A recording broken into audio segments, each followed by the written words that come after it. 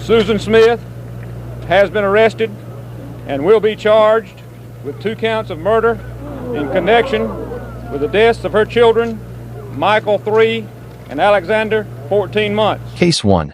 Susan Smith, the Union, South Carolina drownings. The disappearance. On the evening of October 25, 1994, a young mother's frantic 911 call shattered the peace of Union, South Carolina. 23-year-old Susan Smith reported that an African-American man had carjacked her burgundy Mazda protege at gunpoint at a traffic light on Highway 49. But this wasn't just a car theft. Her 2 young sons were in the back seat. 3-year-old Michael and 14-month-old Alexander were gone, strapped into their car seats, supposedly taken by a dangerous stranger into the South Carolina night. The nation watched as Susan Smith appeared on television, her face twisted in what appeared to be anguish, begging for the return of her babies. Beside her stood her estranged husband, David Smith, equally devastated, equally desperate. The case dominated headlines across America.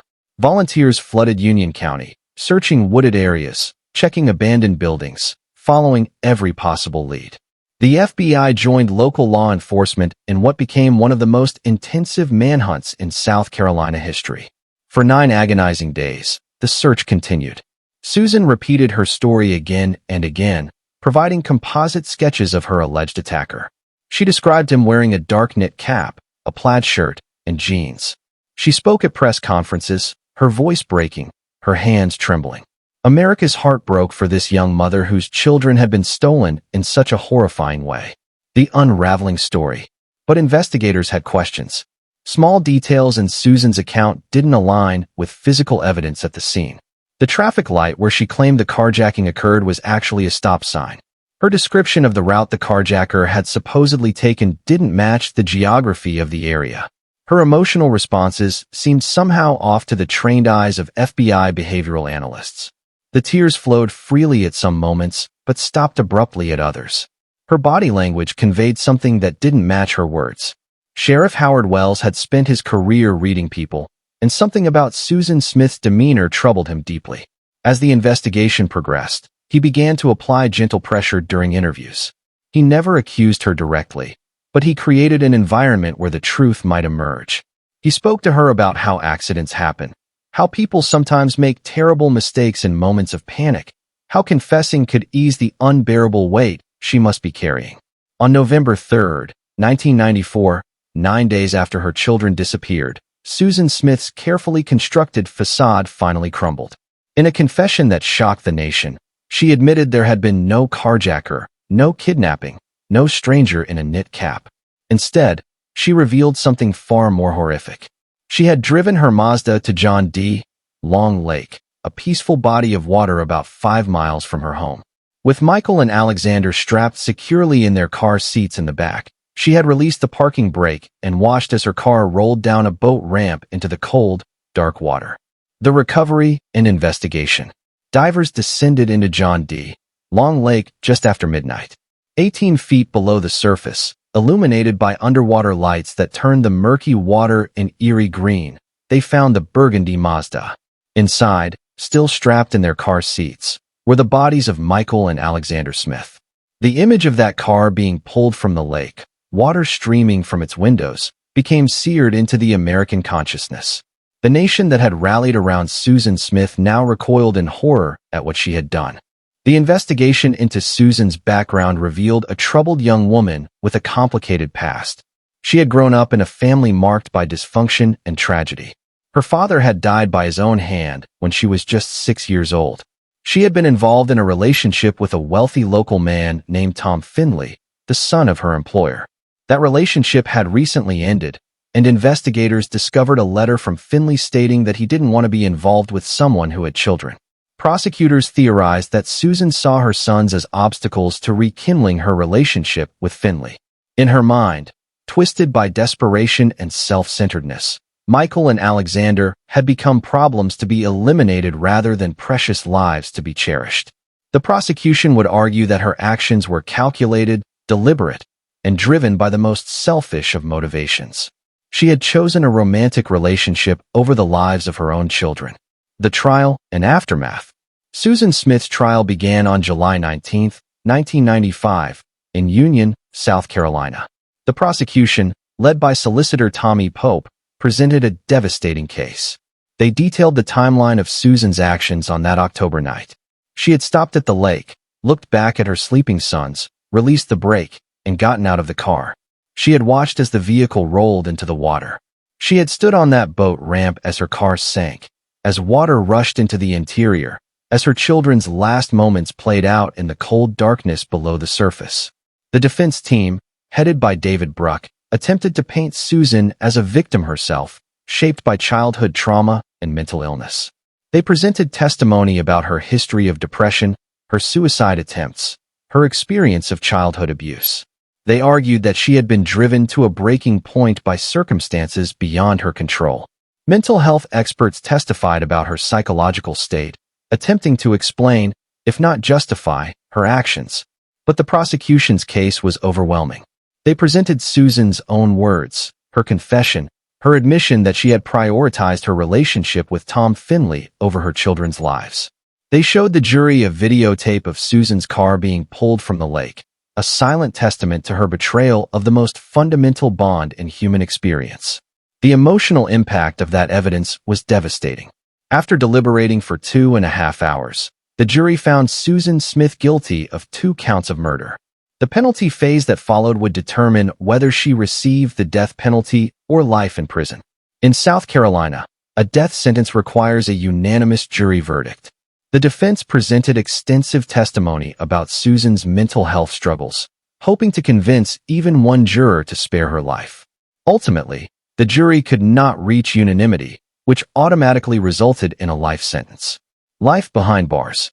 Susan Smith is currently incarcerated at the Leith Correctional Institution in Greenwood, South Carolina. She will not be eligible for parole until November 3, 2024, after serving 30 years of her sentence. As of this recording, that parole hearing has been conducted, and the parole board denied her request for release. Her next opportunity for parole will come in 2 years, though legal experts consider it highly unlikely she will ever be granted freedom. Life in prison has not been without incident for Susan Smith. Over the years, she has been disciplined multiple times for various infractions, including drug use and inappropriate relationships with corrections officers. These continued rule violations have not helped her claims of rehabilitation. The families of Michael and Alexander, particularly David Smith, have been vocal about their opposition to her ever being released. They argue that she gave up her right to freedom the moment she chose to end her children's lives for such selfish reasons. The case of Susan Smith remains one of the most notorious examples of maternal filicide in American history. It shattered the assumption that mothers inherently protect their children. It demonstrated that the capacity for evil exists without regard to gender, that the bond between mother and child, while sacred to most, means nothing to some. Michael would be 32 years old today. Alexander would be 31. Instead, they rest in a cemetery in Union, South Carolina, eternal victims of their mother's unthinkable choice. Case 2, Diane Downs, the Springfield, Oregon shootings. A horrific night. On the night of May 19, 1983, a young mother named Diane Downs arrived at McKenzie-Willamette Hospital in Springfield, Oregon, driving a blood-soaked Nissan. In the car with her were her 3 children, all suffering from gunshot wounds. 7-year-old Cheryl was dead. 8-year-old Christy had been shot in the chest, the bullet collapsing her lung. 3-year-old Danny had been shot in the back, a wound that would leave him paralyzed from the waist down. Diane herself had a gunshot wound to her left forearm. Diane told emergency responders and police a chilling story. She claimed that a strange man with shaggy hair had flagged down her car on Old Mohawk Road, a rural stretch of highway. When she stopped to help, believing he needed assistance, the man had attempted to steal her vehicle. When she resisted, he had shot her and her children before running away into the darkness. It was, she claimed, a random act of violence perpetrated by a stranger whose face she could barely remember. The medical staff worked frantically to save Christy and Danny. Cheryl, the middle child, was already gone, her life ended by a bullet that had pierced her heart. Christy, despite her critical injuries, would survive after extensive surgery. Danny also survived, though the damage to his spine was permanent and irreversible. In the midst of this medical crisis, Diane Downs displayed behavior that struck the hospital staff and investigators as deeply odd. Suspicious behavior. Detective Doug Welch of the Lane County Sheriff's Office was assigned to the case. From his very first interaction with Diane Downs, something felt profoundly wrong. While her daughter lay dead and her other 2 children fought for their lives, Diane seemed more interested in flirting with him than expressing grief over her children. She smiled inappropriately. She made jokes. She showed no visible signs of the devastation that would be expected from a mother whose children had been shot. As Welch interviewed Diane in the hours following the shooting, her story began to develop inconsistencies. She couldn't clearly describe the supposed attacker. Her timeline of events kept shifting. The location where she claimed the attack occurred was puzzling. Why would someone attempting to carjack a vehicle on a rural road shoot everyone inside, instead of simply taking the car? Why would they leave Diane, the driver and witness, alive? The wounds themselves told a story that didn't align with Diane's version of events. Forensic analysis revealed additional troubling details. The gunshot wound to Diane's arm appeared to be self-inflicted, with the trajectory suggesting she had shot herself. Bloodstain pattern analysis in the car indicated that the children had been shot while the vehicle was stationary, not during a struggle as Diane had described. Most damning of all, investigators discovered that the gun used in the shooting was a Ruger semi-automatic pistol that Diane herself owned. The investigation deepens. As detectives dug deeper into Diane Downs' life, a troubling portrait emerged. She was involved in an affair with a married man named Robert Knickerbocker. Knickerbocker had made it clear that he didn't want to be in a serious relationship with someone who had children. He wanted his freedom, and Diane's 3 kids represented an obstacle to any future they might have together. Investigators theorized that Diane had seen her children not as precious lives to be protected, but as impediments to her romantic happiness. Diane's behavior in the days and weeks following the shooting continued to raise red flags. She gave media interviews where she appeared eerily calm and sometimes even smiled when discussing the attack. She showed no visible grief over Cheryl's death and seemed more focused on her own victimhood than on her surviving children's recovery. When Christy and Danny were released from the hospital, Child Protective Services intervened, removing them from Diane's custody and placing them in foster care while the investigation continued. The breakthrough in the case came from an unexpected source. Christy Downs, just 8 years old, had survived her injuries and was recovering in the hospital. Initially, she was unable or unwilling to speak about what had happened that night. But as she healed physically and began to feel safe, she started to open up to her caregivers and therapists. What she revealed would confirm investigators' worst suspicions and seal her mother's fate. Christy's testimony. In carefully conducted interviews with trained specialists, Christy Downs revealed the truth about that terrible night. There had been no shaggy-haired stranger on Old Mohawk Road. There had been no attempted carjacking. Instead, Christy stated clearly and consistently that her own mother had shot her, her sister, and her brother. Diane had pulled the car over, taken out a gun, and opened fire on her own children as they sat helplessly in the vehicle. The courage required for an 8-year-old girl to testify against her own mother cannot be overstated. Christy had survived a bullet to the chest, watched her sister die, seen her brother paralyzed, and now had to face the unthinkable reality that her mother had been the one who pulled the trigger. Yet Christy's testimony, delivered in careful, age-appropriate interviews that were later presented at trial, proved to be the most powerful evidence against Diane Downs. On February 28, 1984, Diane Downs was arrested and charged with 1 count of murder, 2 counts of attempted murder, and additional related charges. Her trial began in May 1984 in Eugene, Oregon. The prosecution, led by Fred Hughey, presented a methodical case demonstrating that Diane had deliberately shot her children to clear the path for a relationship with Robert Knickerbocker. The physical evidence, the inconsistencies in Diane's statements, and most powerfully, Christy's testimony, combined to create an overwhelming case for conviction. Trial and conviction. The defense attempted to maintain that Diane was innocent, that the real killer had never been caught, that Christy's memories were unreliable or had been manipulated by investigators. They suggested that the trauma Christy experienced had confused her, that her accusations against her mother were the result of coaching or false memory implantation. But the jury saw through these arguments.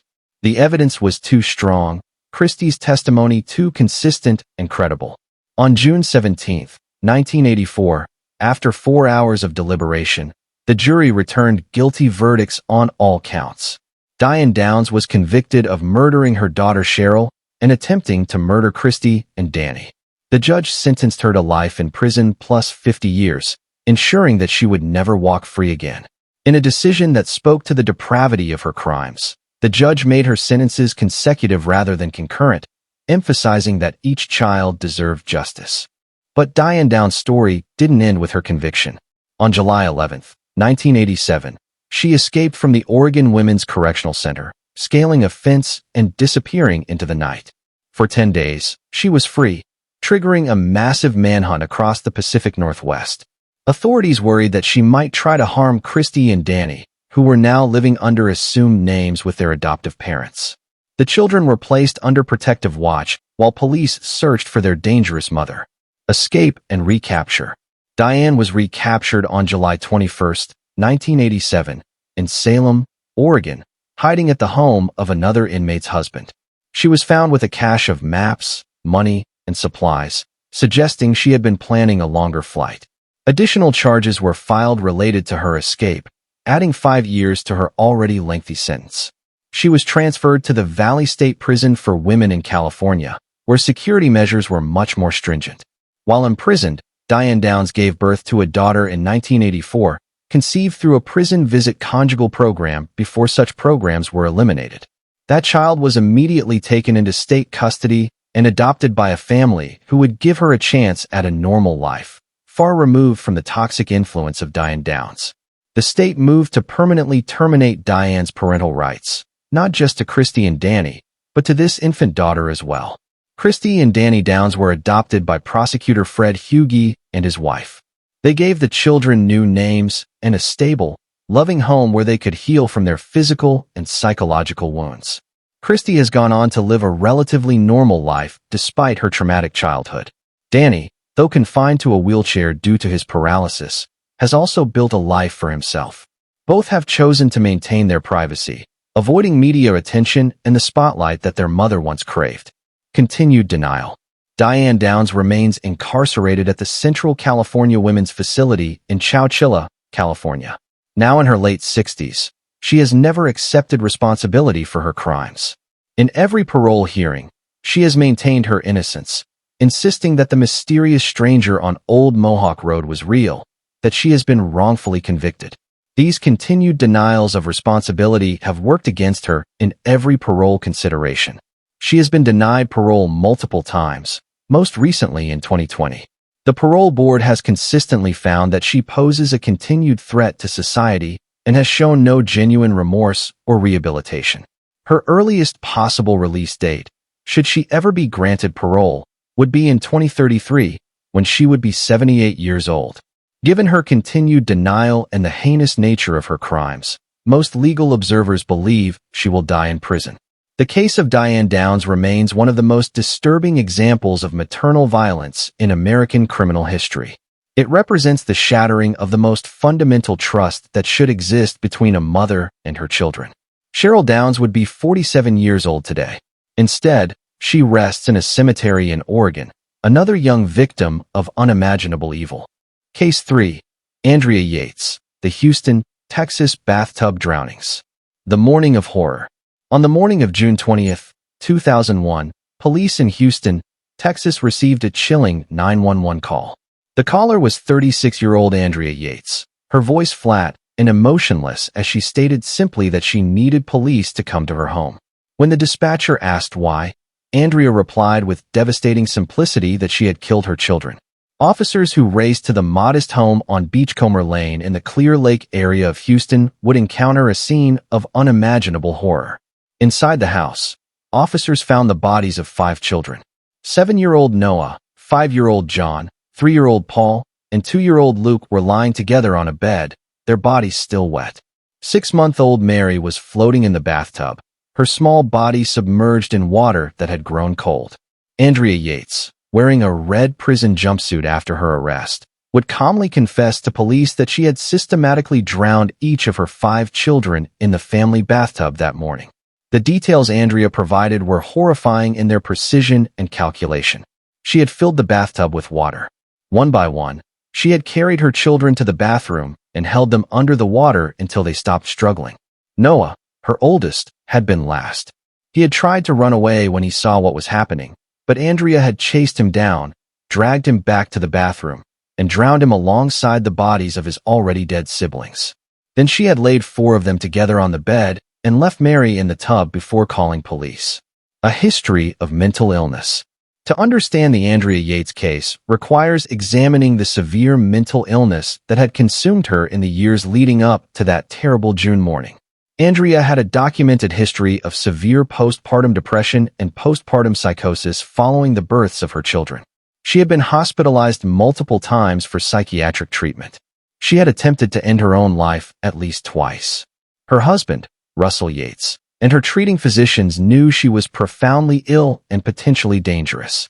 Andrea and Russell were deeply religious, following an extreme fundamentalist Christian belief system.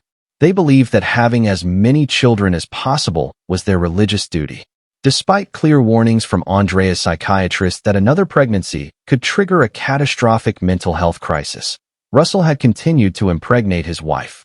After the birth of their 5th child, Mary, Andrea's mental state deteriorated rapidly and dramatically. In the months before the drownings, Andrea had become consumed by religious delusions. She believed she was a terrible mother, that her children were not developing correctly, that they were doomed to go to a place of eternal suffering because she had failed them so completely. In her psychotic mind, she convinced herself that by killing them while they were still young and innocent, she could save their souls from that terrible fate. It was a delusion born of severe mental illness, but the law would ultimately have to decide whether that illness negated her legal responsibility. The first trial. Andrea Yates' first trial began in February 2002. The case drew national attention, sparking intense debate about postpartum mental illness, the treatment of mentally ill mothers, and the intersection of severe psychiatric disease and criminal responsibility. The prosecution, led by District Attorney Chuck Rosenthal, argued that despite her mental illness, Andrea knew that what she was doing was wrong and therefore met the legal standard for criminal responsibility under Texas law. Texas uses what is called the Manhattan standard for insanity defenses, which requires that a defendant either did not know what they were doing was wrong or did not understand the nature of their actions. The prosecution focused on evidence that Andrea had waited until Russell left for work before drowning the children, suggesting she knew her actions were wrong and had deliberately chosen a time when she wouldn't be stopped. They pointed to the fact that she had called police immediately afterward, demonstrating awareness that she had committed a crime. The defense, led by attorney George Parnham, presented extensive testimony from mental health experts who detailed the severity of Andrea's illness. They explained postpartum psychosis, a rare but severe condition that can cause hallucinations, delusions, and complete breaks from reality. They testified that Andrea genuinely believed she was saving her children from something worse than death, that in her delusional state, she thought she was acting as a good mother by ending their lives before Satan could claim their souls. False testimony and appeal. The most controversial aspect of the trial came from testimony by prosecution witness Dr. Park Dietz, a forensic psychiatrist.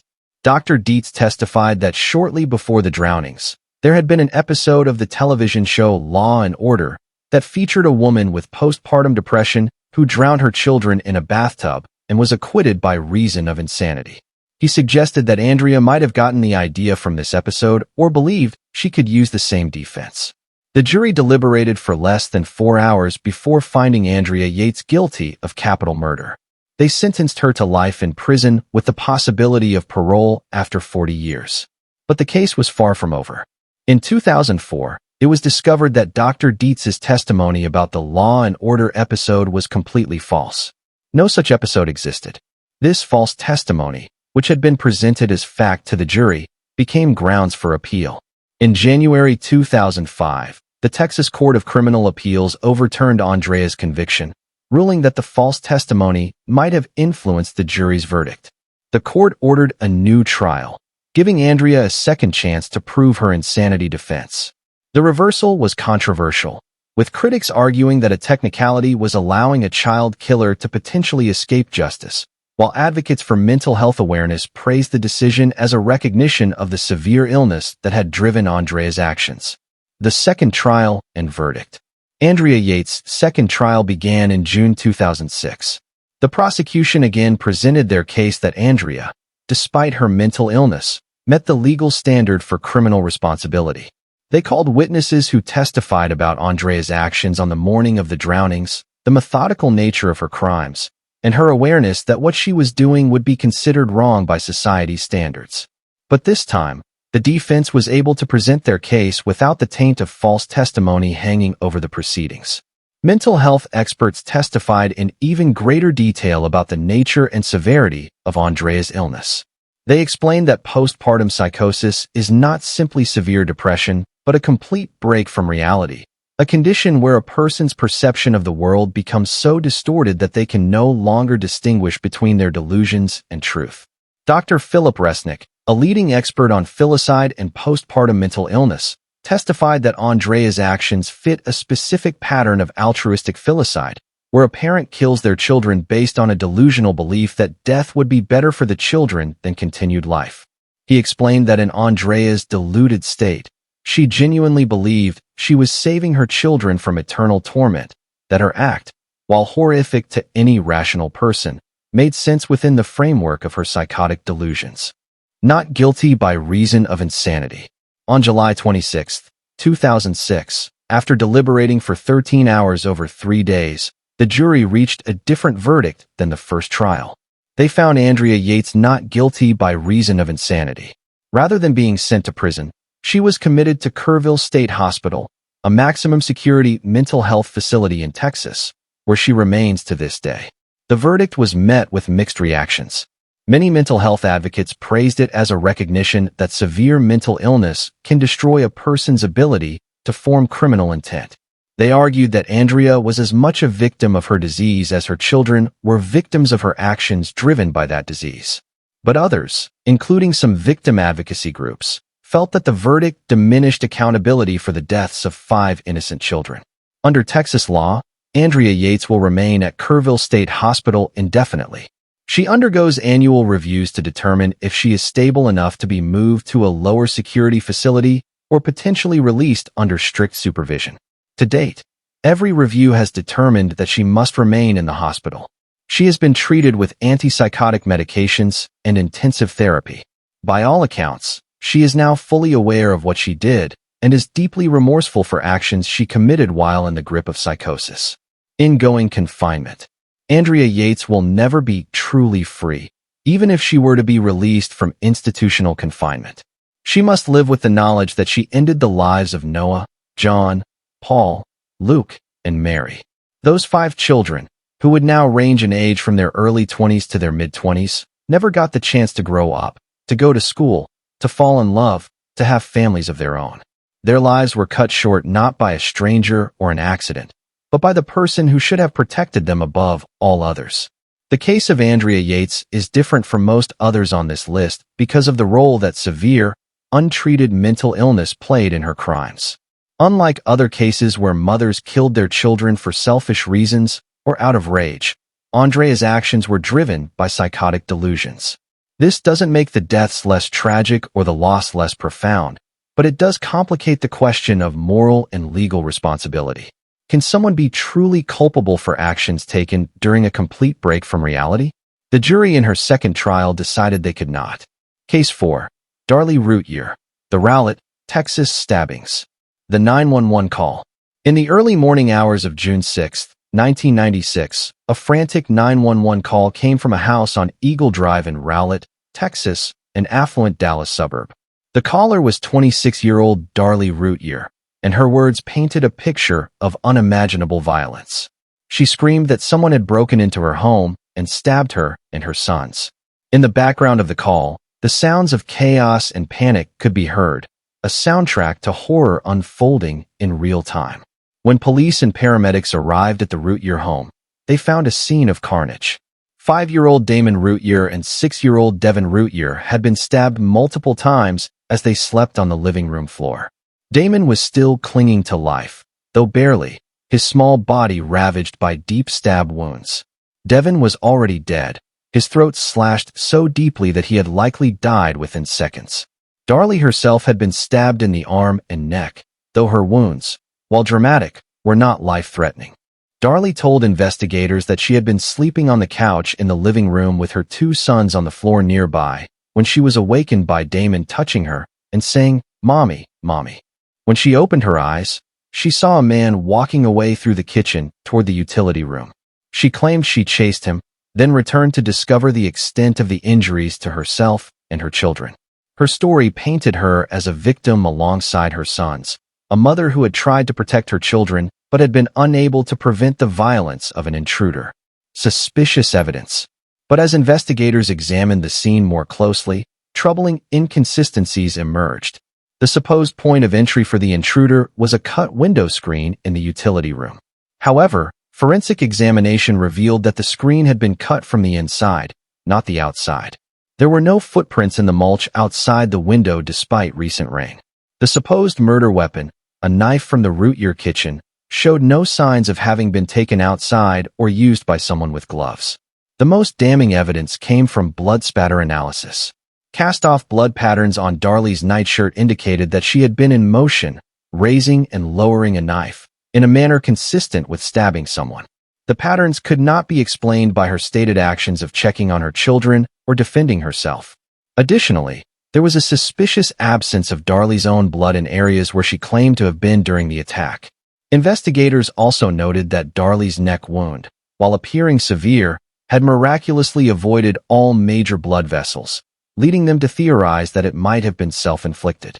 The cut was hesitation-type wound, shallow at the beginning and end with deeper penetration in the middle, a pattern often seen in self-inflicted injuries. The wound to her arm was similarly suspicious, positioned in a way that suggested she had stabbed herself. The silly string video. 8 days after the murders, on what would have been Devin's 7th birthday, the Routier family held a graveside memorial service for the 2 boys. During this service, which was recorded by a local news crew, Darlie was filmed spraying silly string on the boys' graves while smiling and laughing. The video showed her appearing to have a party at the cemetery, acting in a manner that seemed shockingly inappropriate for a grieving mother. When this footage was broadcast, public opinion, which had initially been sympathetic to Darlie as a victim of a home invasion, began to shift dramatically.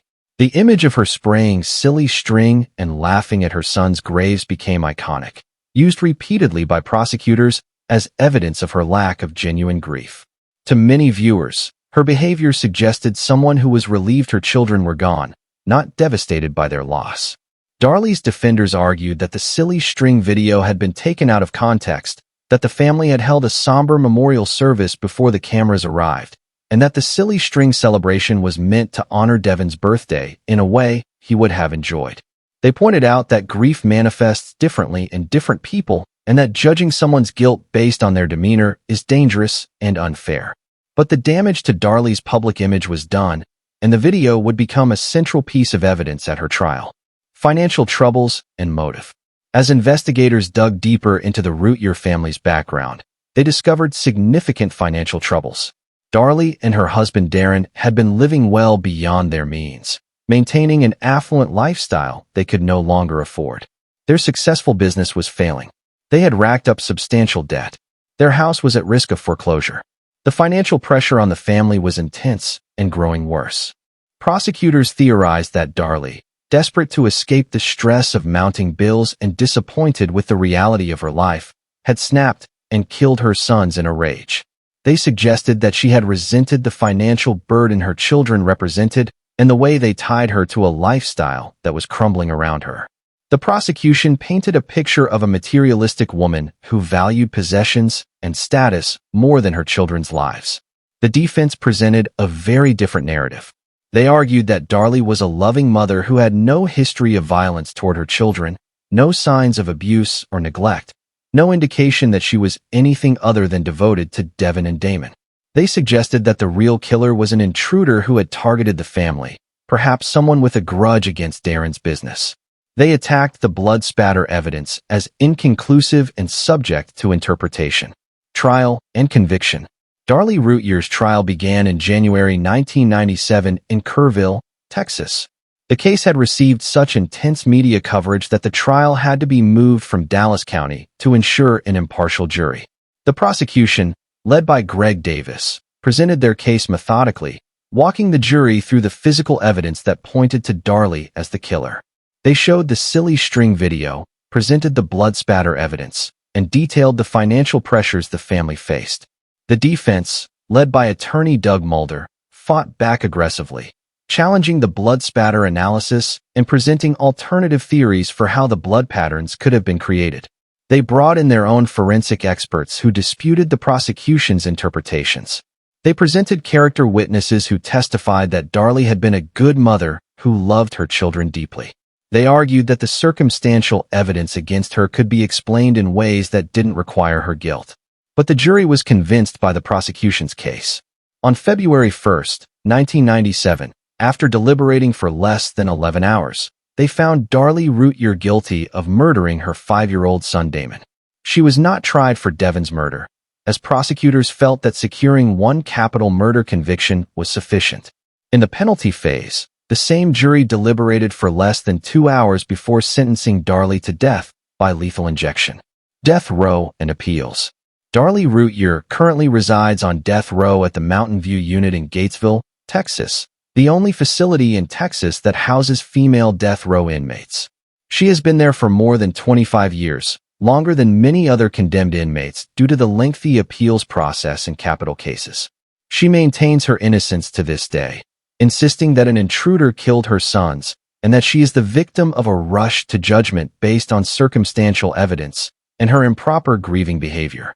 Her case has attracted significant attention from advocates who believe she is innocent. Supporters point to questions about the forensic evidence, potential contamination of the crime scene, and alternative theories about who might have committed the murders. They have pushed for DNA testing on various pieces of evidence that were not tested at the time of trial, hoping that modern forensic techniques might exonerate her. In recent years, some of this testing has been conducted. The results have been mixed and subject to interpretation, with both sides claiming the findings support their position. As of this recording, Darlie remains on death row, her execution date indefinitely postponed while her appeals continue to wind through the courts. Legal experts suggest that her case could continue for many more years, possibly decades, given the complexity of her appeals and the questions surrounding the evidence. Ongoing controversy. The Darlie Routier case remains one of the most controversial in Texas criminal justice history. Those who believe in her guilt point to the physical evidence, her behavior after the murders, and the lack of any credible evidence of an intruder. Those who believe in her innocence argue that she was convicted based on grief-shaming and questionable forensic science, that reasonable doubt existed but was ignored by a jury swayed by the silly string video. Regardless of one's position on her guilt or innocence, the reality is that Devon and Damon Routier are dead, stabbed to death in their own home as they slept. They were 5 and 6 years old, with their entire lives ahead of them. Their murders remain a tragedy that has never been fully resolved to everyone's satisfaction. If Darlie is guilty, as the jury determined, then she represents another mother who betrayed the most fundamental duty. If she is innocent, as she claims, then the real killer has never been brought to justice, and two families, the Routiers and the victim's family, continue to suffer. Case 5. Michelle Troconis, the Jennifer Dulos disappearance.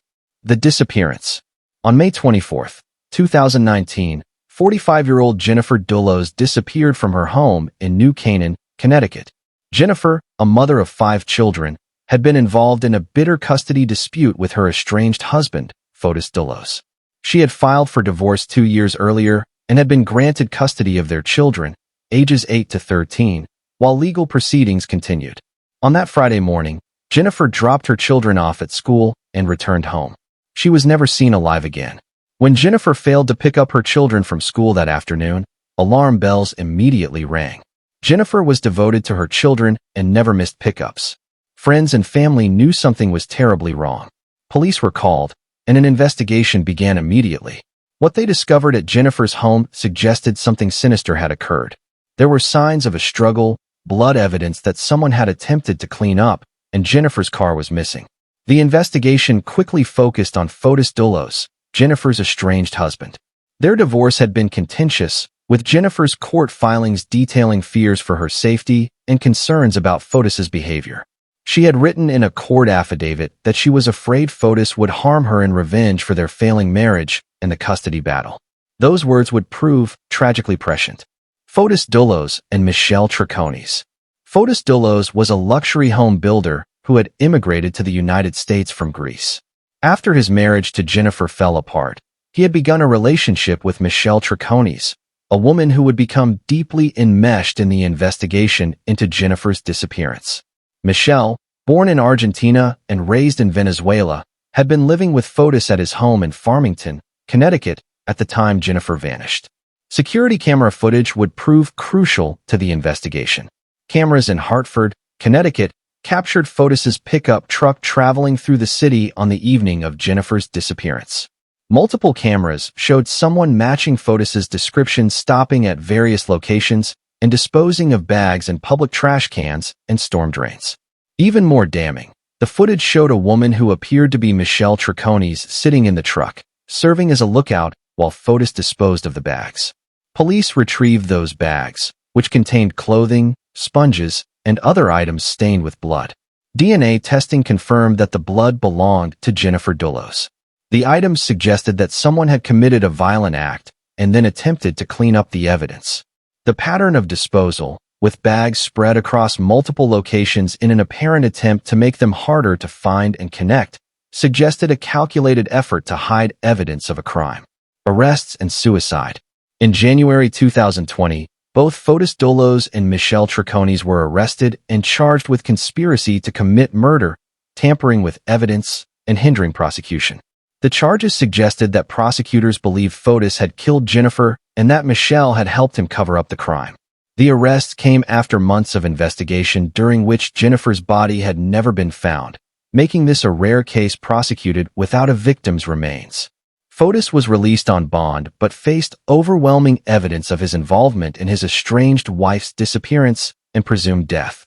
On January 30, 2020, as authorities were preparing to arrest him again on murder charges, Fotis died by his own hand in his garage, leaving a note proclaiming his innocence and blaming the media and law enforcement for destroying his life.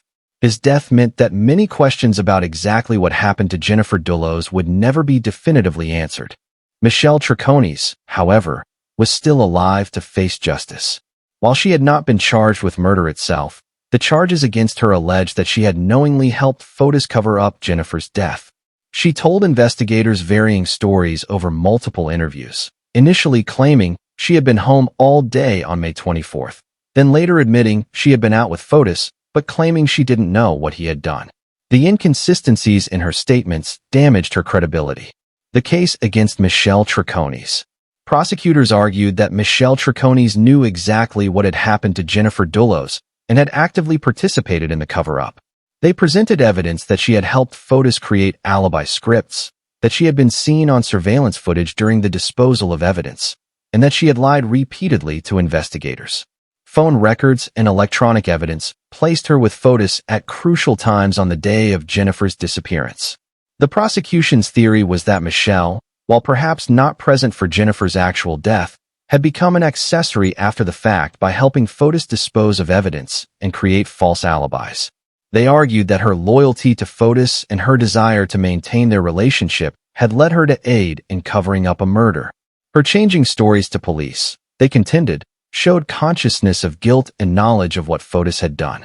The defense presented Michelle as another victim of Fotis Dulos, a woman who had been manipulated and deceived by a charming but dangerous man. They argued that she had no knowledge of what Fotis had done to Jennifer and that her presence in the truck during the evidence disposal was coincidental. They suggested she had believed Fotis's explanations for his behavior and had only lied to police because she was scared and confused, not because she was guilty of any crime. Trial and conviction. Michelle Troconis' trial began in January 2024.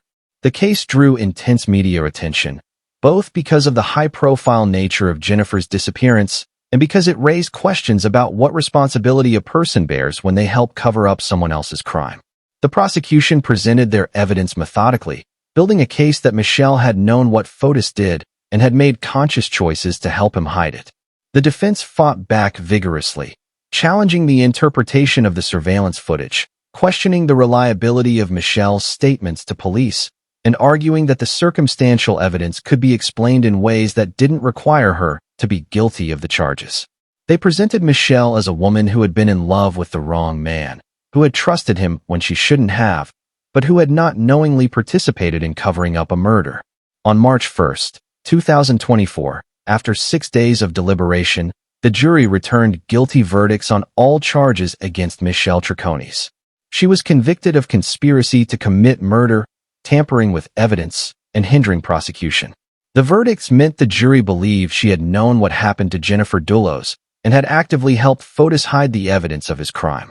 Sentencing and imprisonment. On May 31, 2024, Michelle Troconis was sentenced to 20 years in prison for conspiracy to commit murder and 14.5 years for tampering with evidence, to be served concurrently, meaning her total sentence was effectively 20 years. With credit for time served and the possibility of good behavior reductions, she could potentially be released after serving 14 or 15 years, though this assumes she maintains good behavior throughout her incarceration. Michelle Troconis is currently imprisoned in Connecticut, serving her sentence at the York Correctional Institution in Niantic, the state's only prison for women. She continues to maintain that she did not know Fotis had killed Jennifer and that she was convicted based on circumstantial evidence and her status as Fotis's girlfriend rather than on proof of actual guilt. Her attorneys have indicated they plan to appeal her conviction. Jennifer Dulos's body has never been found, despite extensive searches of properties connected to Fotis and areas suggested by the evidence. Her 5 children, who lost their mother to probable murder and their father to his own hand, are now being raised by Jennifer's mother in New York City.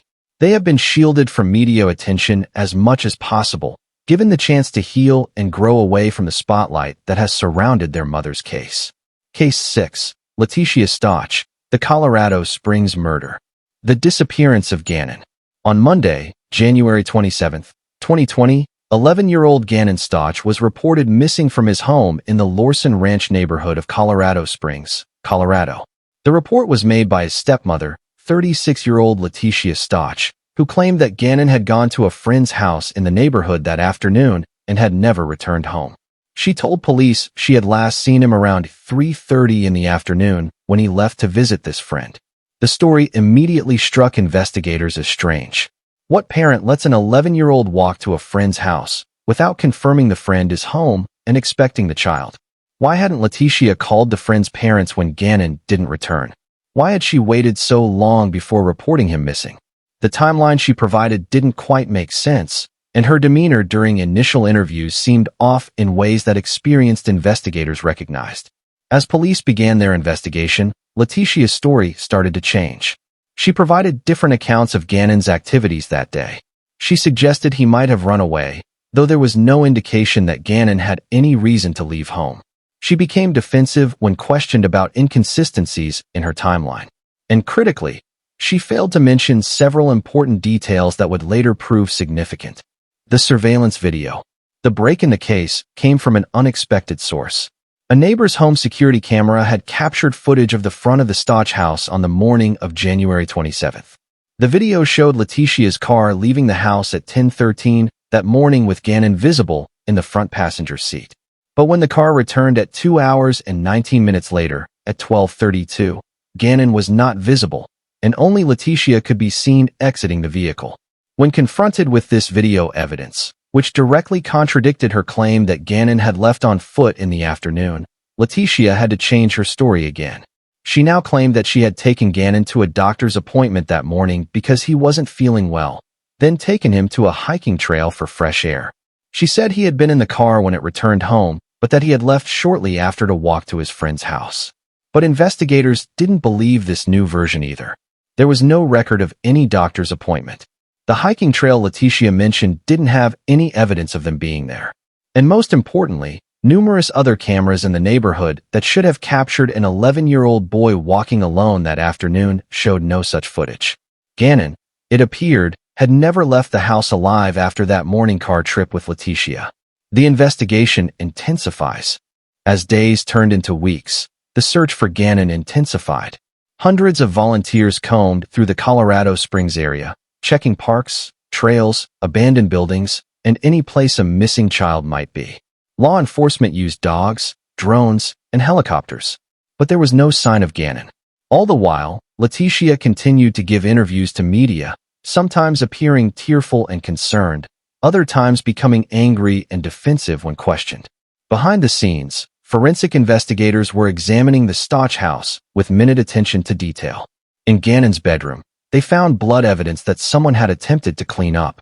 Luminol testing revealed substantial blood patterns that suggested significant violence had occurred in that room. The amount of blood indicated a serious injury, one that would have required immediate medical attention. Yet there was no record of Letecia taking Gannon to any hospital or emergency room. Investigators also examined Letecia's online activity, phone records, and purchase history. They discovered she had bought carpet cleaner and other cleaning supplies shortly after Gannon disappeared.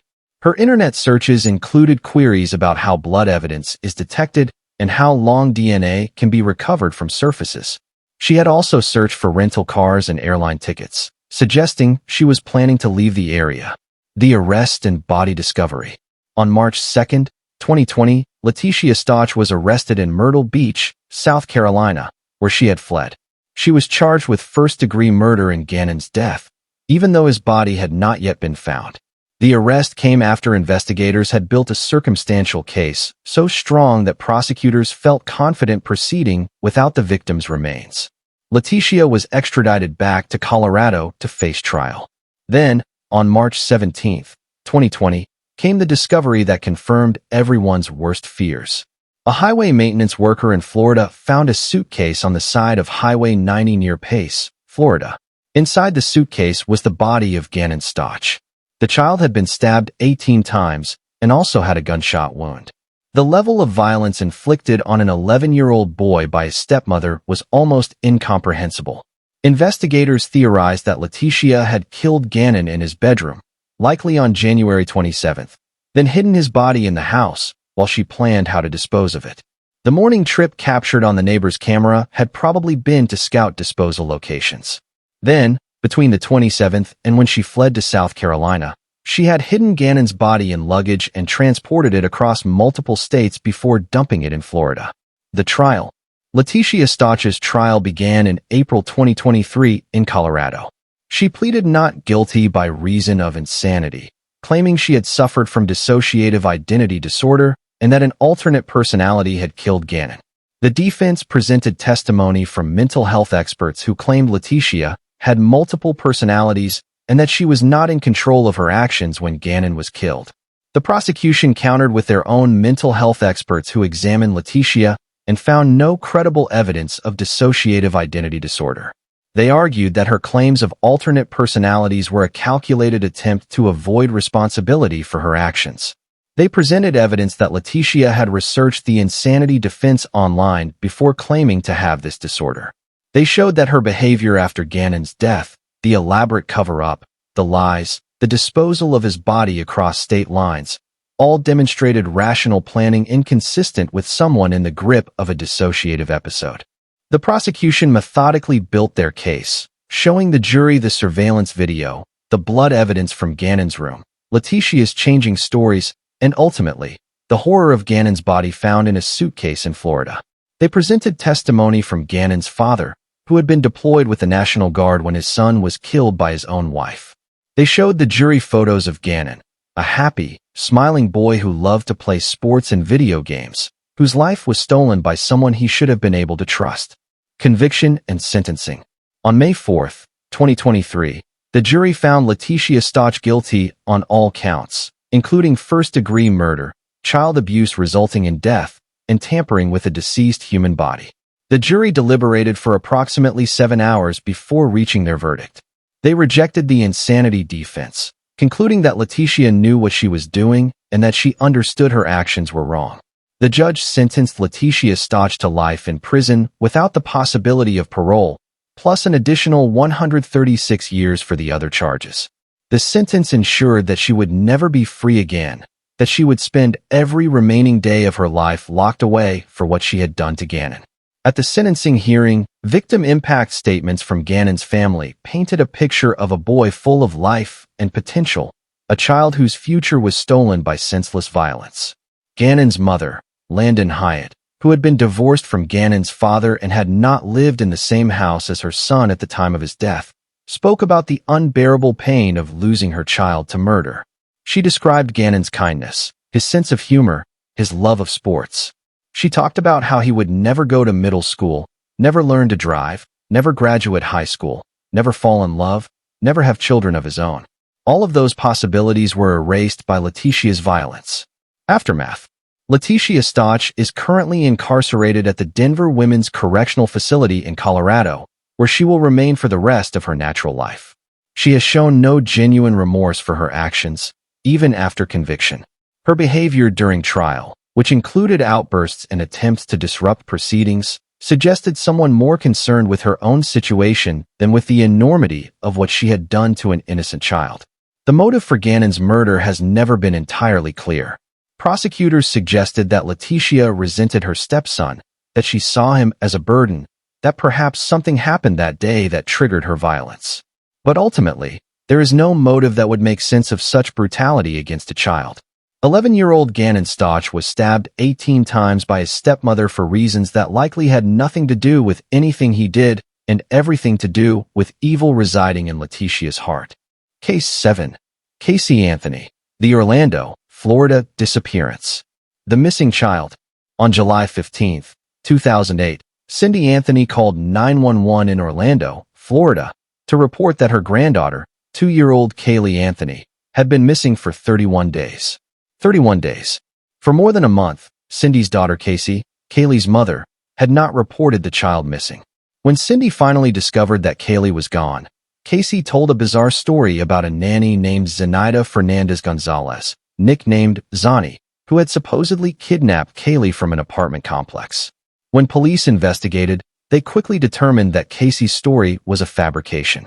There was no nanny named Zenaida Fernandez Gonzalez. The apartment where Casey claimed to have dropped off Kaylee had been vacant for months. The people Casey claimed would vouch for the nanny's existence had never heard of her. In fact, as investigators dug deeper, virtually everything Casey told them turned out to be a lie. Casey herself was 22 years old and had been living with her parents and daughter in Orlando. In the months since Kaylee had supposedly disappeared, Casey had been going to parties, getting a tattoo that read Bella Vita, beautiful life in Italian, and spending time with her boyfriend. She had told her parents various stories about where Kaylee was, claiming the child was with the nanny or with friends. She had seemed unconcerned about her daughter's absence in a way that struck everyone who knew her as deeply abnormal. The investigation. As investigators examined Casey's car, which had been impounded after her parents reported the smell of decomposition coming from the trunk, they found evidence that would become central to the case. The car had been abandoned at a check cashing business, and when it was towed, both the tow truck driver and George Anthony, Casey's father, noted a powerful odor that smelled like human decomposition. Air samples taken from the trunk would later show chemical compounds consistent with a decomposing body. Forensic teams found a strand of hair in the trunk that was microscopically similar to Kaylee's hair and showed signs of post-mortem root banding, a characteristic that appears after death. They found traces of chloroform in quantities that suggested it had been present in large amounts. They found stains in soil that would become the subject of extensive forensic testimony. The trunk of Casey's car, investigators believed, had held Kaylee's body at some point after her death. Computer forensics revealed that someone had performed internet searches on the Anthony family computer for chloroform, neck breaking, and how to make chloroform. These searches had been conducted during times when Casey was home alone. The implications were chilling. Had Casey researched how to kill her daughter? Had she searched for ways to create a chemical compound that could sedate or kill a child? The prosecution would argue that she had. The discovery. On December 11, 2008, a meter reader named Roy Kronk was working in a wooded area near the Anthony home, along Suburban Drive. He found a plastic bag in the brush. Inside the bag was a smaller canvas laundry bag. Inside that bag was a decomposed human skull wrapped in duct tape. Kaylee Anthony had been found, just a quarter-mile from her grandparents' house, in a swampy area where her remains had lain for months. The duct tape was particularly significant. 3 pieces of tape had been placed over the nose and mouth area of the skull. The medical examiner would testify that this tape suggested homicide, that it had been used to suffocate the child. The prosecution would build their case around this evidence, arguing that Casey had used chloroform to sedate Kaylee, then suffocated her with duct tape, and dumped her body in the woods. Casey was arrested and charged with first-degree murder, aggravated child abuse, aggravated manslaughter of a child, and 4 counts of providing false information to law enforcement. If convicted of first-degree murder, she could face the death penalty. The case became a media sensation, with cable news channels covering every development obsessively. Casey Anthony became one of the most hated women in America, seen as a party-obsessed mother who had killed her own child to free herself from the responsibilities of parenthood. The trial. Casey Anthony's trial began on May 24, 2011, in Orlando. The prosecution, led by State Attorney Jeff Ashton, presented their theory that Casey had killed Kaylee because she saw her daughter as an obstacle to the carefree party lifestyle she wanted. They presented the forensic evidence from the car trunk, the computer searches, and the duct tape found with Kaylee's remains. They called witnesses who testified about Casey's behavior in the weeks after Kaylee disappeared, her partying, and apparent lack of concern. The defense, led by attorney Jose Baez, presented a shocking alternative theory. In his opening statement, Baez claimed that Kaylee had not been murdered at all, but had accidentally drowned in the family's above-ground swimming pool on June 16, 2008. He alleged that George Anthony had found the body and, along with Casey, had covered up the accidental death because of a history of abuse in the family.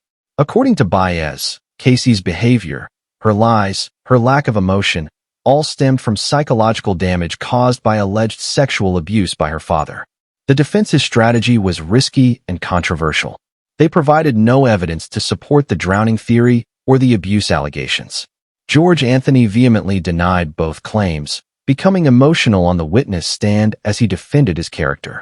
But the defense didn't need to prove their theory. They only needed to create reasonable doubt about the prosecution's case. Did the forensic evidence prove murder beyond a reasonable doubt? Or could there be another explanation for how Kaylee died? The shocking verdict. On July 5, 2011, after deliberating for less than 11 hours, the jury returned their verdict. They found Casey Anthony not guilty of first-degree murder, aggravated child abuse, and aggravated manslaughter. She was found guilty only on the 4 misdemeanor counts of providing false information to law enforcement. The courtroom gasped. Outside, crowds that had gathered to watch the verdict on screens erupted in anger and disbelief. The verdict was shocking to most observers who had followed the trial. How could the jury acquit Casey of killing her daughter when the evidence seemed so damning? In interviews after the trial, jurors explained that while they believed Casey was probably responsible for Kaylee's death, they felt the prosecution had not proven their case beyond a reasonable doubt. The manner of death was unknown. The exact cause of death could not be determined due to the advanced decomposition of the remains. Was it murder, or could it have been an accident that was covered up? The jury foreman later stated that voting to acquit was one of the hardest decisions he had ever made, but that he had to follow the law and the standard of proof required for conviction. Other jurors expressed regret about the verdict in the years since, saying they wished they could have found her guilty, but felt constrained by the evidence presented. The not guilty verdict would become one of the most controversial in recent American legal history. Freedom and aftermath. Casey Anthony was sentenced to 4 years for the 4 misdemeanor convictions of lying to investigators, but with time served in credit for good behavior. She was released from jail on July 17, 2011, just 12 days after her acquittal. She walked out of the jail in Orlando to face a world where millions of people believe she had murdered her daughter and gotten away with it. Casey's life after trial has been marked by attempts to live in obscurity, mixed with occasional media appearances. She has given limited interviews in which she has maintained her innocence while acknowledging that she bears responsibility for not reporting Kaylee missing sooner. She has never provided a consistent, believable explanation for what happened to her daughter. She cannot be tried again for Kaylee's death due to double jeopardy protections, regardless of any new evidence that might emerge. In a 2017 interview, Casey suggested that Kaylee might have drowned accidentally while Casey was asleep and that someone else, possibly her father, had disposed of the body. This matched elements of the defense's trial theory, but still provided no concrete answers about what really happened. Most people who followed the case remain convinced that Casey killed Kaylee, either deliberately or through criminally negligent behavior, and that she has never been held fully accountable. The difference in this case. The Casey Anthony case differs from others on this list because she was acquitted of murder and manslaughter charges. She is not serving a life sentence or sitting on death row. Legally, she has not been convicted of killing her daughter.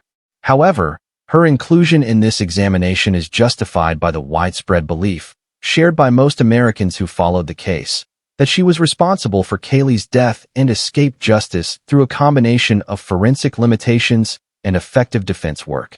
Kaylee Marie Anthony would be 18 years old today.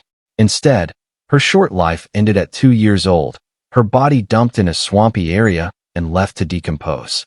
Whether her death was murder or an accident that was covered up, the person most responsible, her mother, has never provided truthful answers about what happened.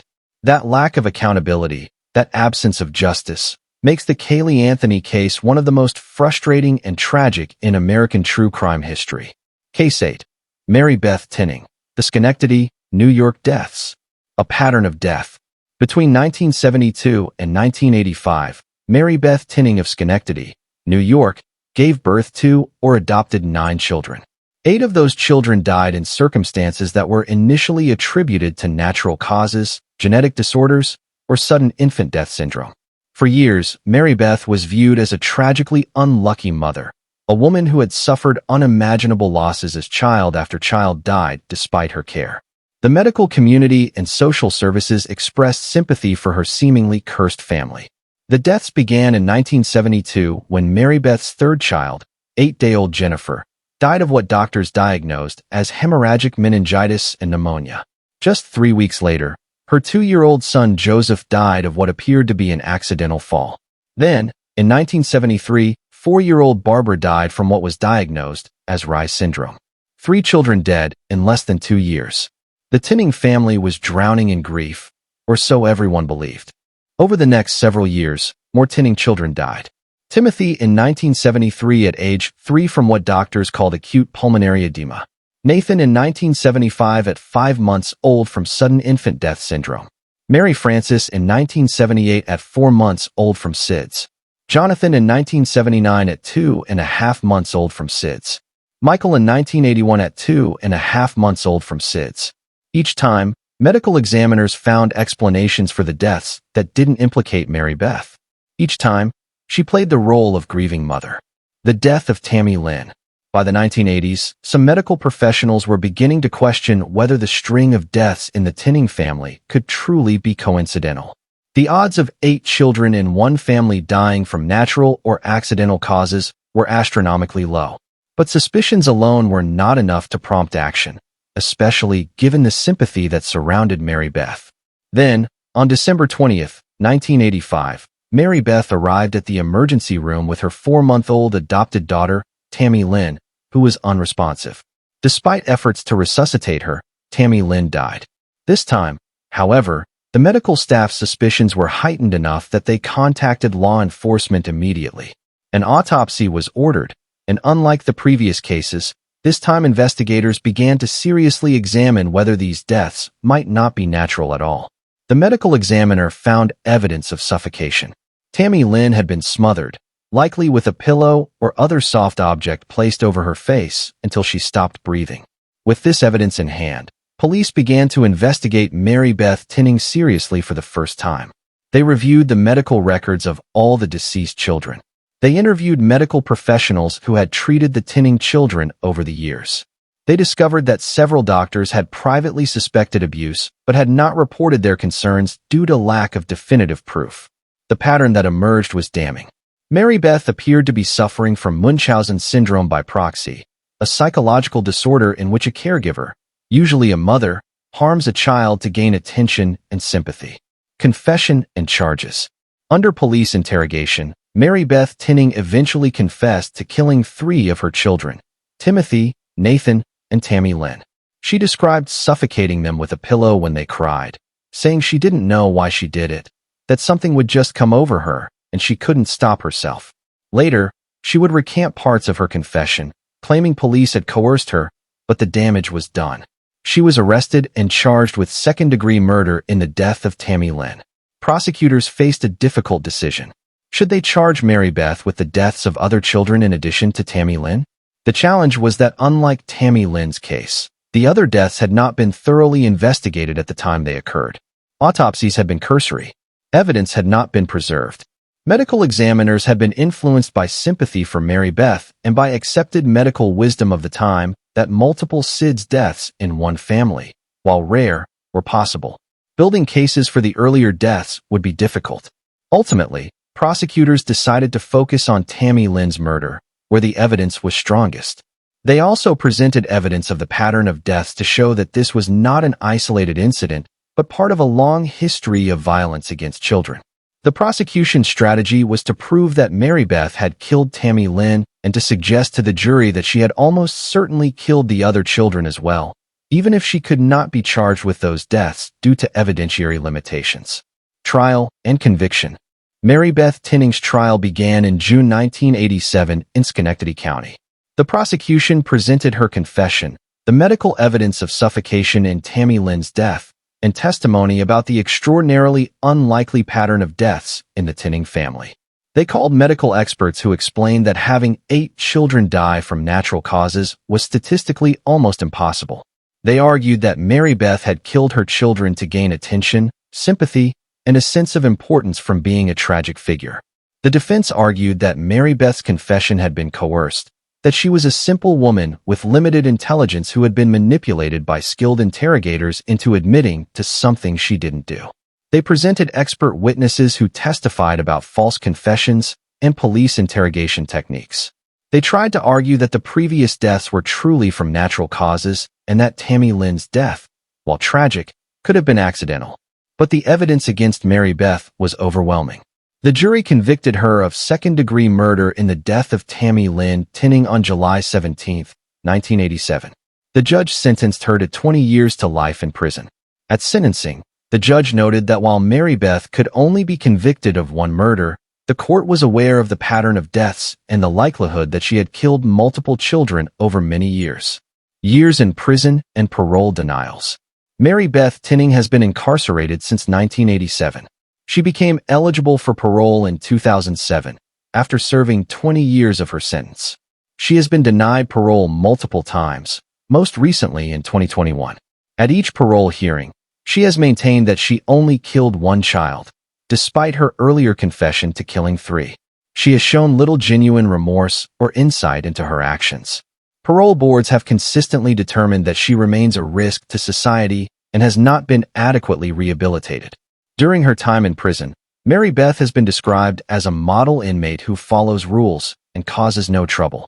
But her inability to fully acknowledge what she did, to take responsibility for the deaths of all 8 children who died in her care, has worked against her in parole considerations. The surviving family members, including her husband Joseph, who has stood by her despite everything, have been divided about whether she should ever be released. Prosecutors and child advocacy groups have argued at every parole hearing that Mary Beth Tinning represents one of the most dangerous types of criminals. Someone who kills repeatedly over many years and who, even after conviction, shows no real understanding of the magnitude of her crimes. They point out that if she were released, nothing in her psychological profile suggests she wouldn't potentially harm another child if given the opportunity. Ongoing imprisonment. Mary Beth Tinning remains incarcerated at the Bedford Hills Correctional Facility for Women in New York. Now in her early 80s, she will be eligible for parole again in 2023. However, given her advanced age, her continued lack of full accountability, and the horrific nature of her crimes, many legal observers believe she will die in prison rather than ever being granted release. The case of Mary Beth Tinning represents a particular type of evil that is difficult for most people to comprehend. Unlike mothers who kill in a moment of rage or under the influence of severe mental illness, Mary Beth killed repeatedly over more than a decade. She attended funerals for her murdered children. She accepted sympathy and support from her community. She played the role of grieving mother while planning the death of the next child. The calculated nature of her crimes, the way she weaponized sympathy to continue her killing, makes her crimes especially chilling. 8 children died. Jennifer, Joseph, Barbara, Timothy, Nathan, Mary Frances, Jonathan, and Michael died at Mary Beth's hands, their lives stolen by the person who should have protected them most. Only one child, Mary Beth's oldest son from before the killing began, survived to adulthood. He has had to live with the knowledge that he survived only through luck of birth order, that his siblings died while he lived. Case 9. Kimberly Signs, the Lufkin, Texas dialysis murders. Death at the dialysis clinic. In 2008, the DaVita Dialysis Clinic in Lufkin, Texas, became the site of a series of mysterious deaths and medical emergencies. Between April 2008 and April 2009, 5 patients died and many others suffered severe, unexplained complications during their dialysis treatments. All of the deaths and emergencies occurred during shifts worked by licensed vocational nurse Kimberly Signs, but initially, this pattern went unnoticed by clinic administrators.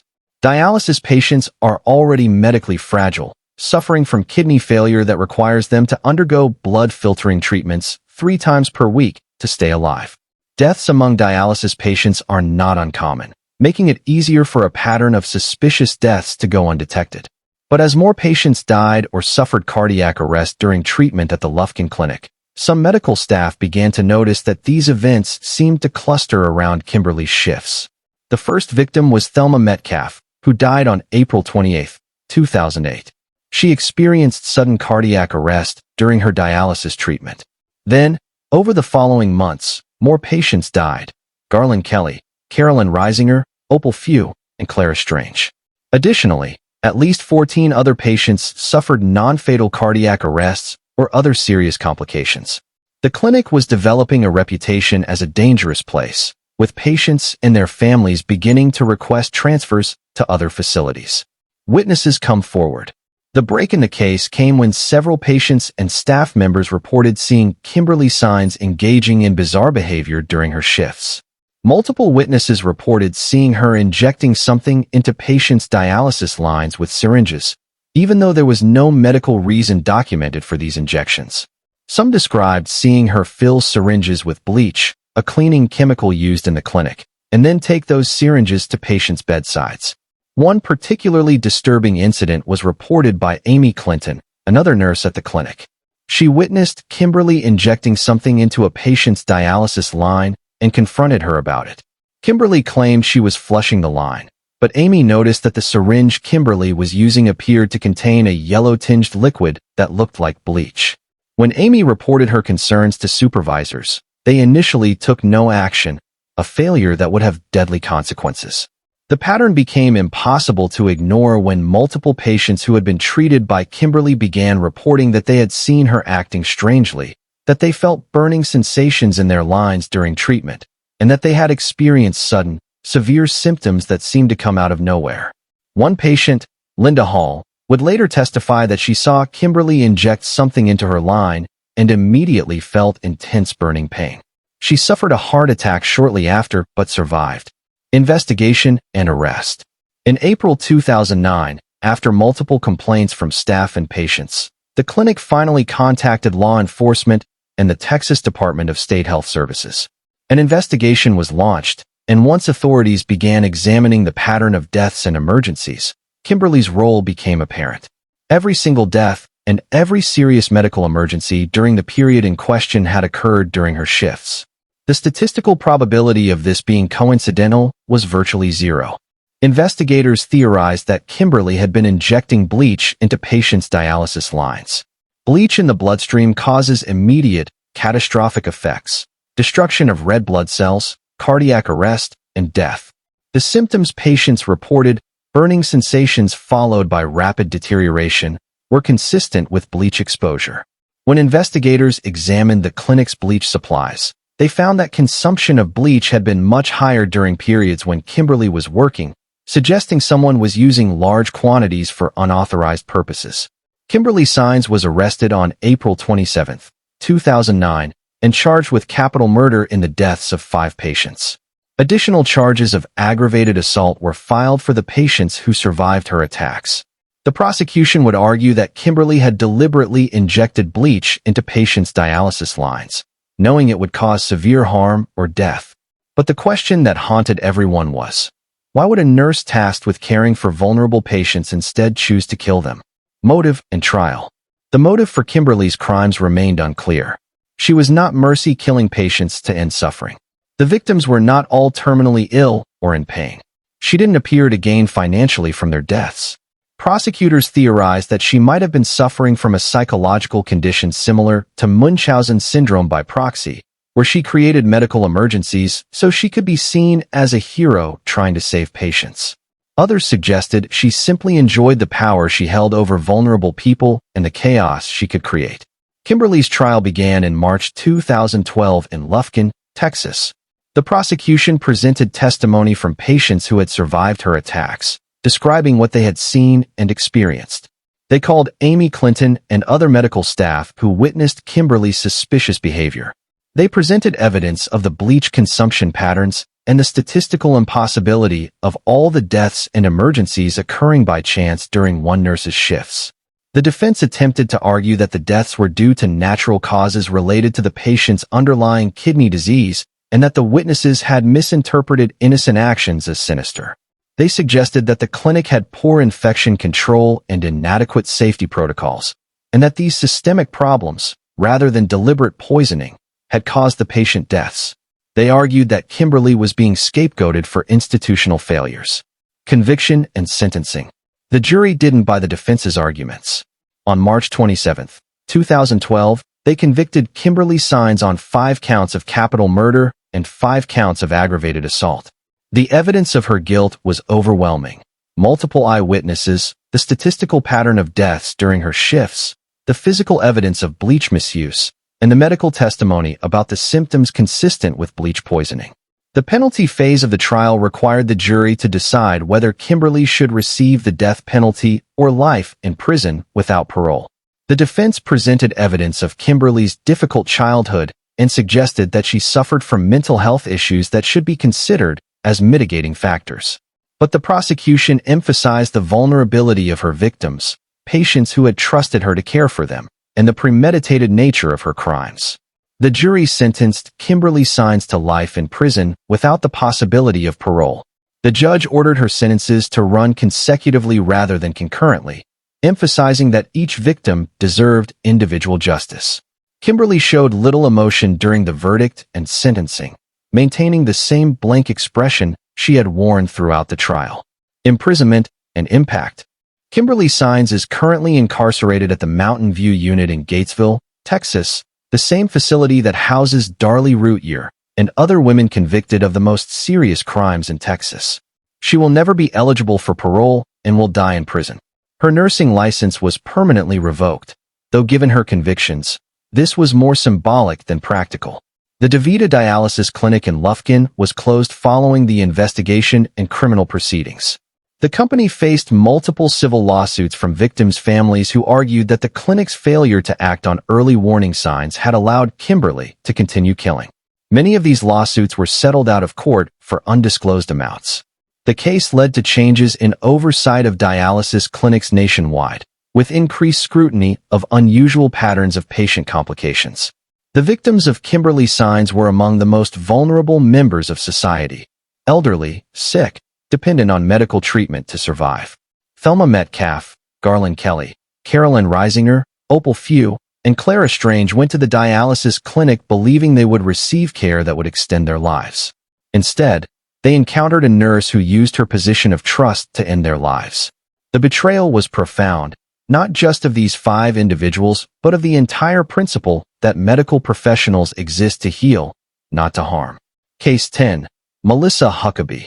The Tracy, California kidnapping and murder. The disappearance of Sandra Cantu. On March 27, 2009, 8-year-old Sandra Cantu disappeared while playing near her home at the Orchard Estates mobile home park in Tracy, California. Sandra, a bright, happy child known for her infectious smile and love of purple, had been playing with friends that Friday afternoon.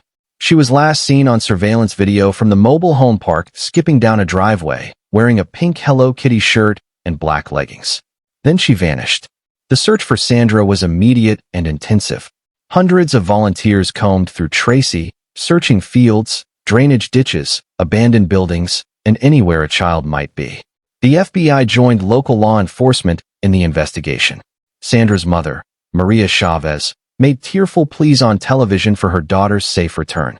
The entire community rallied around the family, convinced that Sandra must have been taken by a stranger, perhaps someone who had been watching the mobile home park. For 10 agonizing days, the search continued with no sign of Sandra. Then, on April 6, 2009, came the discovery everyone had been dreading.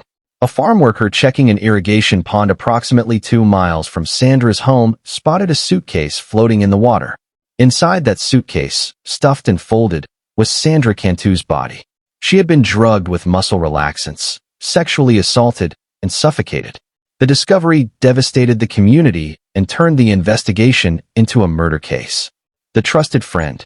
Investigators immediately began examining the suitcase itself for clues. It was a distinctive piece of luggage, and through careful detective work, they traced it back to someone who lived in the same mobile home park as Sandra. That person was 28-year-old Melissa Huckabee, a Sunday school teacher at a local Baptist church and someone the Cantu family knew and trusted. Melissa's daughter had been friends with Sandra, and the two families had interacted frequently.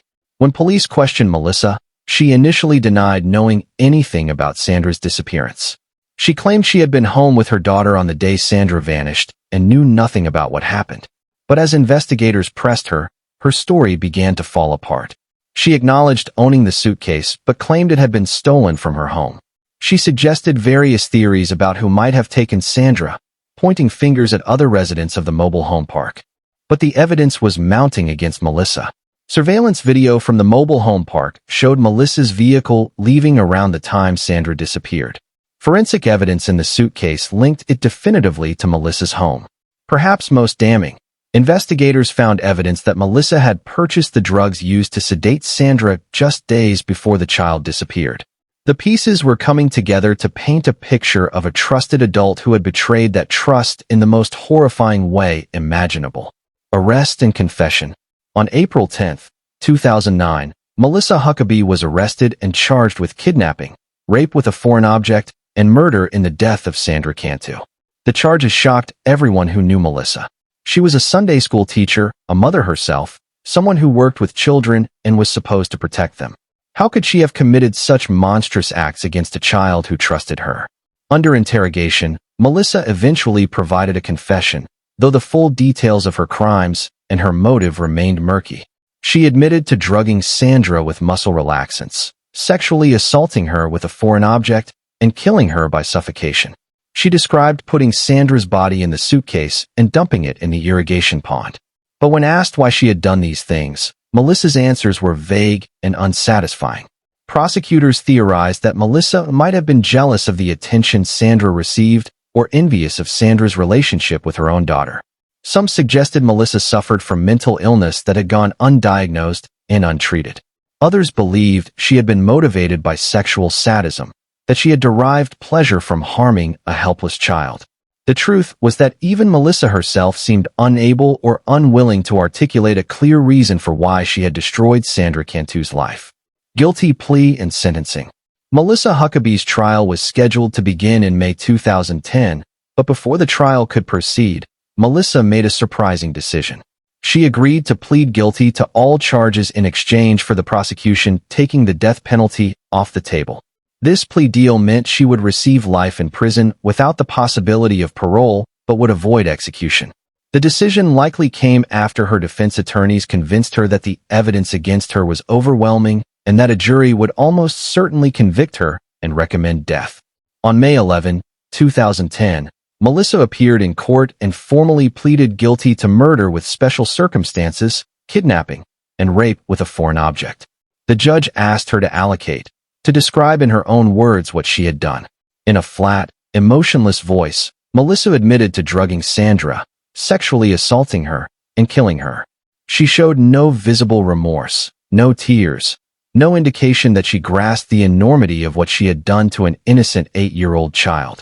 At her sentencing hearing, Sandra's family members gave victim impact statements that were heart-wrenching in their raw grief and anger. Sandra's mother spoke about how her daughter's smile had lit up every room, how Sandra loved to dance and sing, how she had dreamed of becoming a veterinarian so she could help animals. All of those dreams, all of that potential, had been stolen by someone Sandra had trusted, someone who should have protected her. Life in prison. Melissa Huckabee was sentenced to life in prison without the possibility of parole, plus an additional 70 years for the other charges. She is currently incarcerated at the Central California Women's Facility in Chowchilla, serving her sentence in protective custody due to the nature of her crimes. Even among inmates, crimes against children are viewed as particularly heinous, and Melissa's status as a former Sunday school teacher who killed a child in her care makes her especially despised. Her daughter, who was just 5 years old at the time of Sandra's murder, was placed in the custody of other family members and has been shielded from media attention as much as possible. The child lost her mother to prison and had to grow up knowing what her mother did to her friend. The psychological impact on Melissa's daughter, an innocent victim of her mother's crimes, is impossible to fully calculate. The Clover Road Baptist Church, where Melissa had taught Sunday school and was considered a trusted member of the congregation, was left reeling. How had someone who presented herself as a godly woman, someone who taught children about faith and morality, been capable of such evil? The case raised uncomfortable questions about how predators can hide in plain sight, using positions of trust and religious affiliation as cover for their true natures. Remembering Sandra Canta would be 23 years old today. Instead, she died at age 8, her life brutally cut short by someone she should have been able to trust. Her murder galvanized efforts in California to improve child safety in mobile home communities and to increase screening for volunteers who work with children, including in religious settings. Sandra's case became a tragic example of how predators can be anyone, even people who seem trustworthy and who hold positions in institutions we generally view as safe. In the years since Sandra's death, her family has worked to keep her memory alive while also advocating for child safety. They've participated in initiatives to educate parents about the warning signs of predatory behavior and the importance of teaching children about appropriate and inappropriate touch, even from trusted adults. The Canta family has transformed their grief into action, determined that Sandra's death should serve as a catalyst for protecting other children. The case of Melissa Huckabee represents a particular betrayal of trust that resonates deeply in society. We want to believe that Sunday school teachers, people who work with children in faith-based settings, are inherently safe and good. Melissa shattered that assumption, proving that evil can hide behind a mask of religiosity and that the most dangerous predators are often the ones we never suspect. Closing segment. These 10 cases represent some of the most disturbing examples of maternal violence in American history. Susan Smith, Diane Downs, Andrea Yates, Darlie Routier, Michelle Troconis, Letecia Stauch, Casey Anthony, Mary Beth Tinning, Kimberly Sines, and Melissa Huckabee. 10 women who should have protected children, but instead harmed them. 10 cases that challenge our fundamental assumptions about motherhood and maternal instinct. What these cases teach us is complex and uncomfortable. They demonstrate that the capacity for evil exists regardless of gender, that biological motherhood provides no guarantee of love or care, and that the most fundamental bonds of human society can be broken. They show us that maternal filicide, while statistically rare, occurs for various reasons: selfish desire to escape responsibility, jealousy over romantic relationships, severe mental illness, desire for attention, sexual sadism, and motives we may never fully understand. These cases also highlight the importance of taking warning signs seriously. In several of these cases, people close to the situation had suspicions or concerns, but didn't act on them quickly enough. Andrea Yates' psychiatrist warned that another pregnancy could be catastrophic. Multiple doctors suspected Mary Beth Tinning, but didn't report their concerns. Medical staff at the Lufkin Dialysis Clinic saw suspicious behavior, but didn't immediately alert authorities. In each case, delays in acting on suspicions allowed more harm to occur. The criminal justice system has responded to these cases in various ways. Most of these women are serving life sentences without parole, ensuring they will never harm another child. Others, like Andrea Yates, are confined to mental institutions indefinitely. 1. Casey Anthony was acquitted despite widespread belief in her guilt. These varied outcomes reflect the complexity of the law's response to mothers who kill, taking into account factors like mental illness, premeditation, and the specific circumstances of each case. For the families left behind, these mothers who killed, the pain never truly ends. Parents who lost grandchildren, siblings who lost brothers and sisters, fathers who lost sons and daughters. They must live with the knowledge that their loved ones died at the hands of someone who should have protected them. They must navigate grief complicated by anger, betrayal, and sometimes guilt over whether they could have done something to prevent the tragedy. Final thoughts. As we close this examination of 10 mothers who will never see freedom again, it's important to remember the victims whose lives were stolen. Michael and Alexander Smith, Cheryl, Christy, and Danny Downs, Noah, John, Paul, Luke, and Mary Yates, Devin and Damon Routier, Jennifer Dulos, Gannon Stauch, Kaylee Anthony, the 8 children of Mary Beth Tinning, the 5 dialysis patients in Lufkin, Sandra Cantu, and the many others whose stories are part of these cases. These were real people with hopes and dreams, with favorite toys and foods, with friends and teachers who loved them. They laughed and played and learned. They should have grown up, gone to college, fallen in love, had careers and families of their own. Instead, their lives were cut short, in most cases by the people who should have loved and protected them most. If you found value in this deeply researched documentary, please take a moment to like this video, share your thoughtful reflections in the comments, and subscribe to Cold Case Hour for more thorough examinations of true crime cases. Thank you for watching, and remember that behind every case are real victims who deserve to be remembered and honored.